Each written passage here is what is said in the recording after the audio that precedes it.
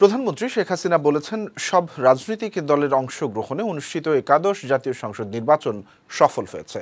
এর মাধ্যমে গণতান্ত্রিক ধারা এগিয়ে যাচ্ছে। বিকেলে গণভবনে রাজনৈতিক দলের নেতাদের সৌজন্যে আয়োজিত চা চক্রে এসব কথা বলেন প্রধানমন্ত্রী। পরে রাজনৈতিক দলের নেতারা জাতীয় ঐক্য গড়ে তুলে দেশকে এগিয়ে নিতে এ ধরনের উদ্যোগকে সাধুবাদ জানান। গোলাম মোর্শেদের প্রতিবেদন।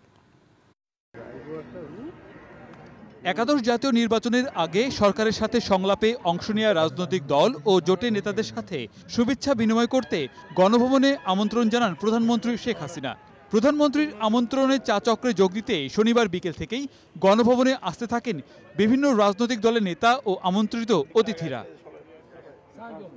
এদের মধ্যে ছিলেন Jatiya Party, Jasad, Bangladesh Workers Party, Islamic Oikyajote, Jukto Front সহ নির্বাচনে অংশ নেওয়া সব রাজনৈতিক দলগুলো। তবে অংশ নেননি জাতীয় ঐক্যফ্রন্টের কোনো নেতা। গণভবনের সবুজ লনে আমন্ত্রিত অতিথিদের সাথে শুভেচ্ছা বিনিময় করেন প্রধানমন্ত্রী শেখ হাসিনা। নির্বাচনে অংশ নেওয়ায় সব রাজনৈতিক দলকে ধন্যবাদ জানান প্রধানমন্ত্রী। বলেন, এর মাধ্যমে দেশের গণতন্ত্র এগিয়ে যাচ্ছে।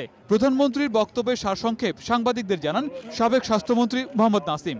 জাতীয় ঐক্যের লক্ষ্যেই তো মাননীয় প্রধানমন্ত্রী সংলাপ করেছেন এবং আজকে নির্বাচন উত্তরকালে সর্বপ্রথম একজন নির্বাচিত প্রধানমন্ত্রী তার যারা নির্বাচনে অংশগ্রহণ করেছে, গণতান্ত্রিক ধারাকে এগিয়ে নেওয়ার ব্যাপারে সহায়তা করেছে, তাদেরকে তিনি আমন্ত্রণ জানিয়ে শুভেচ্ছা বিনিময় করেছেন এবং তাদেরকে ধন্যবাদ দিয়েছেন। অত্যন্ত আন্তরিক পরিবেশে মাননীয় প্রধানমন্ত্রী আমাদের সঙ্গে কথা বলেছেন, সবার সঙ্গে তিনি মত বিনিময় করেছেন।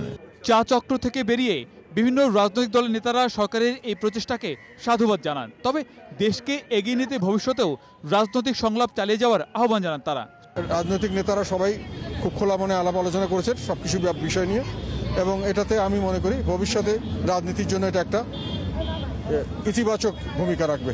এই ধরনের একটা কালচার যদি গড়ে তুলতে পারি আমরা, তাহলে ভবিষ্যৎ প্রজন্মের জন্য আমাদের ভালো হবে। এটাই শেষ নয়, ভবিষ্যতে এরকম হতে পারে।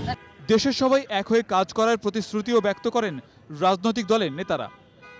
গোলাম মোর্শেদ, বৈশাখী সংবাদ, ঢাকা।